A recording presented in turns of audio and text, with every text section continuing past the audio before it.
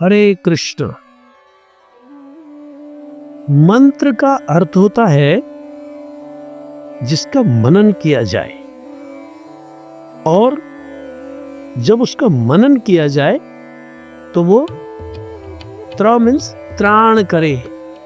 जिसका मनन करने से हमारा त्राण होता है, हमारा परित्राण होता है, हमारा कल्याण होता है, उसको कहते मंत्र।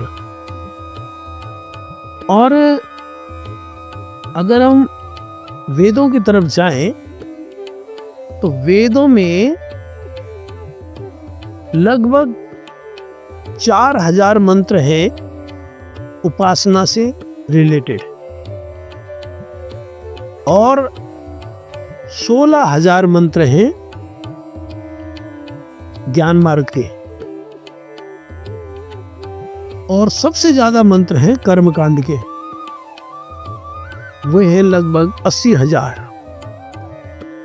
4,000 उपासना के, 16,000 ज्ञान मार्ग के, और 80,000 कर्मकांड के। ये टोटल हो गए 1,00,000। तो ये जो वेद में ये जो मंत्र हैं,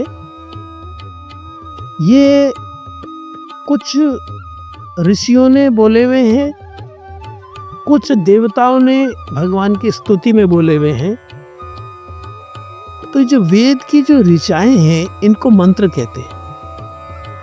पर ये जो है हरे कृष्ण कृष्ण कृष्ण हरे हरे, हरे राम राम राम हरे हरे, इसको महामंत्र कहते हैं।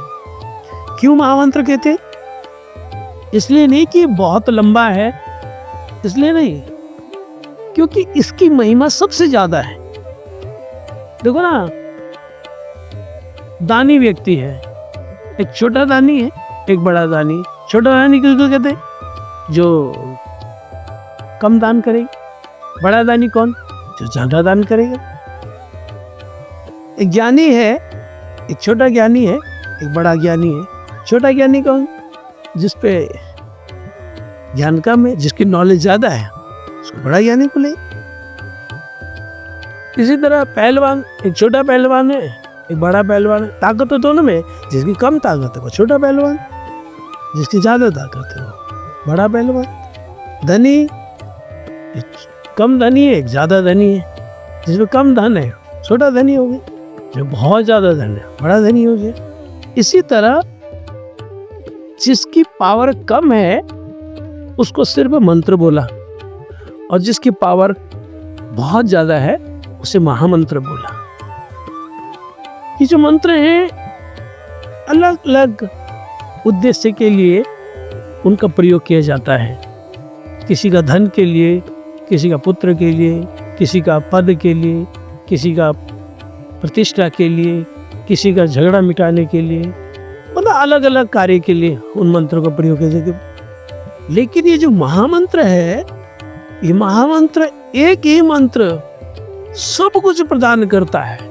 दुनिया की धन दौलत बोलो, मान प्रतिष्ठा बोलो, पुत्र इत्यादि बोलो, दुनिया की कोई भी चीज बोलो, या स्वर्ग का कुछ हो या अथवा मोक्ष, सब कुछ, यहां तक कि मोक्ष से ऊपर जो भगवत प्रेम है, भगवत प्रेम में भी प्राप्त हो जाता है हरे कृष्ण महामंत्र से, क्योंकि इसकी महिमा बहुत ज्यादा है। एक बात। दूसरी बात है कि वो जितनी भी वेद की ऋचाएं हैं, जो मंत्र हैं, वो किसी न किसी ऋषि ने बोले हुए, किसी न किसी ऋषि ने उसको लिखा, या कोई ना कोई उसका ऋषि का उपदेष्टा, माने ऋषि, कोई ना कोई ऋषि उस मंत्र का प्रचारक रहा है, अथवा किसी देवता ने वो मंत्र उच्चारण किए हैं। पर ये जो हरे कृष्ण महामंत्र है, ये किसी ऋषि ने नहीं लिखा, ये किसी